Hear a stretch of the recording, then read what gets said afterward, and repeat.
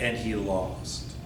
And there's a picture of the winning president holding up newspaper copy saying that the other person had won.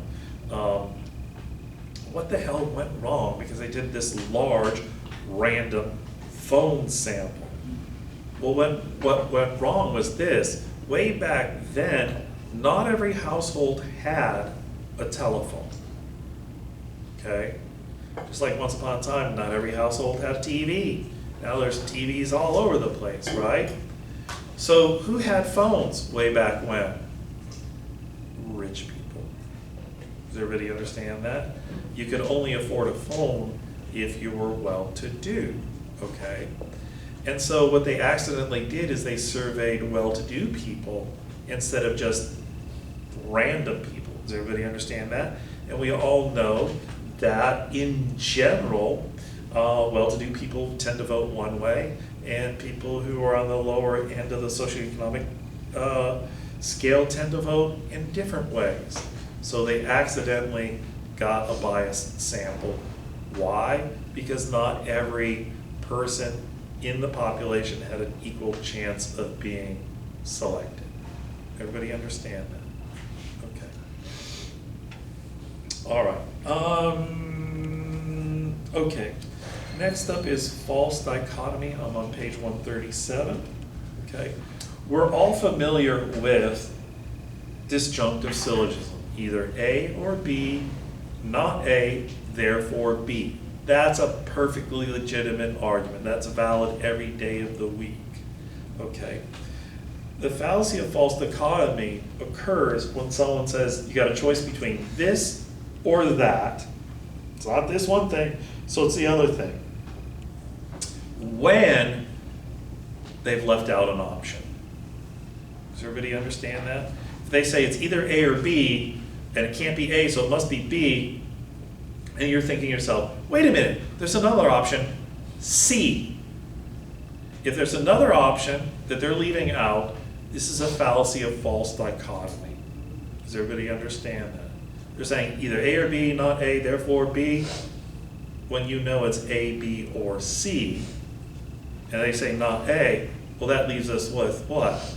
B or C. Does everybody understand that? Okay. So when they're artificially limiting the options, this is a fallacy of false dichotomy. Okay. So for example, people used to say this back in the 60s, our country, love it or leave it. So what they were saying is you have one of two options. Love our country, and what was assumed along with that is as the way it is, love our country as it is, or get the hell out. There's another option, and what is that? I can love my country but not think that it's perfect and want to change it. Does everybody understand that? So just because I don't love the country as it is doesn't mean that I have to leave it. I might want to stay and change it for the better. Everybody got that? Okay. So that's a fallacy of false dichotomy. Okay. So now on to the next one. This is page 138. A fallacy of affirming the consequent. Okay. So this is what some people call logical fallacies. We all recall modus ponens. If box then circle, I have a box, therefore I get a circle. Okay. The fallacy of affirming the consequent might look like modus ponens if you glance at it quickly, but it's not. What happens in the fallacy of affirming the consequent is you have a conditional box, then circle, but instead of saying box, therefore circle, they say circle, therefore box, which is not the same form. Does everybody see that? If you did truth tables, affirming the consequent would show invalid, but modus ponens would be valid. Okay? On the test, I might throw in a simple argument that is a case of modus ponens, in which case you'd say no fallacy, or it might kind of look like modus ponens, but it's not, and you'd look at the structure and say, wait a minute, That's not modus ponens. That's affirming the consequent. And so you'd say it's a fallacy affirming the consequent. Does everybody understand that? Okay. There's another logical fallacy that tries to get people to think it's legitimate because it's a case of modus tollens when it's not. And this is called the fallacy of denying the antecedent. So if you look on page 139, over to the right-hand side, you can see modus tollens. And how does that work? It's like this, box then circle, but not circle, in other words, not the consequent, and we get not the antecedent. That's valid, that's good. But in fallacy of denying the antecedent, they say box and circle, and then they deny the antecedent and conclude the denial of the consequent. That does not follow logically. Does everybody understand that? So you might want to figure out what their structure is when you see something that looks like this, and figure out whether it's actually a case of modus tollens or if it's denying the antecedent. Okay? And that it's fallacious should be obvious. For example, I'm reading example 146. If George Washington was beheaded, then George Washington is dead. It is not the case that George Washington was beheaded, so I just denied the antecedent. Therefore, it is not the case that George Washington is dead.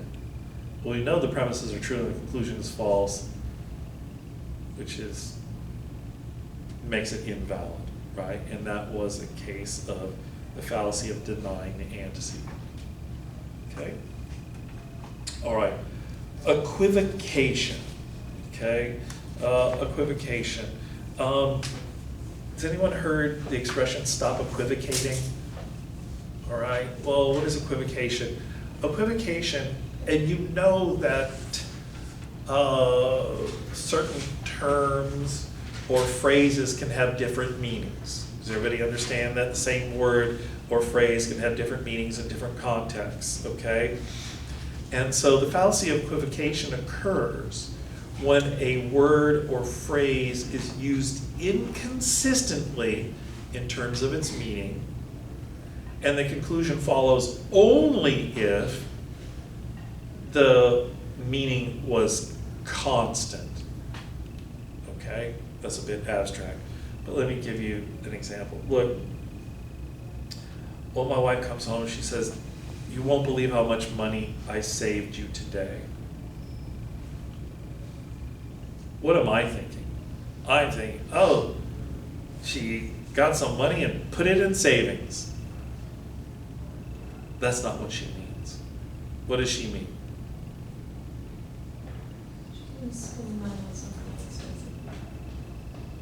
She's going to? Was going to. Oh, that's not what she means. She Wrote something on sale. Yeah, that's what she means. I saved you money. What she means is, I could have spent more. So she saved me money. She says she saved me money. I don't think she saved me money. Does everybody understand that? So, okay. So, my example, it's all this God stuff. We don't want to do that. So just if a word is used inconsistently, you're going to have the fallacy of equivocation, okay? False cause, I'm on page 141, false cause, okay? And this can happen in one of two ways. In psychology, you guys often talk about correlation without. Any psychology majors here? Correlation without causation, right, okay. And so just because two things happen together doesn't mean that they're causally related. Does everybody understand that? The fallacy occurs when you think that there's a causal relationship between the two when there isn't, right? So like famously, the example is like, look, drowning deaths go up as ice cream sales go up. Does that mean that ice cream sales cause drownings? No. What's the connection? The connection is this. In warmer weather, people are more likely to eat ice cream, but they're also more likely to be out and about, swimming around. The more swimmers there are, the what? More drownings there are. So it never makes sense to say to someone, don't eat that ice cream, you don't want someone to drown. Which would imply that eating the ice cream causes people to drown, when it doesn't. Does everybody understand that? So, okay, when you're implying that there's causation when there really isn't, okay? Another way that you can have false cause is this. When you think that A causes B and it's actually the other way around. Does everybody understand that? Yes? Is it kind of like with superstitions? False cause is the root of most superstitions. That is exactly right. So someone will do something and then, boom, this other thing happens and they start thinking, oh, there's a causal relationship, right? Like, oh, I was wearing these underwear, so these are now my lucky underwear. Does everybody understand that? Yes, superstitions are a function of false cause. Okay. Let me try to think of an example of false cause going the other way. When we're saying it's A causes B, but the implication is that B causes A, okay? For example, 150. It makes me mad when everybody brings an umbrella to work. Every time everyone brings an umbrella to work, we end up having a rainy day. Leave the damn things at home and we won't have to worry about the chance of rain. Well, what's going on there? They're thinking that bringing your umbrella to work causes it to rain later when it's what? You've read the forecast, it says it's going to rain, so you bring the umbrella so you're ready when it rains. Does everybody understand that? The umbrellas don't cause the rain causes the umbrellas, and they got it back.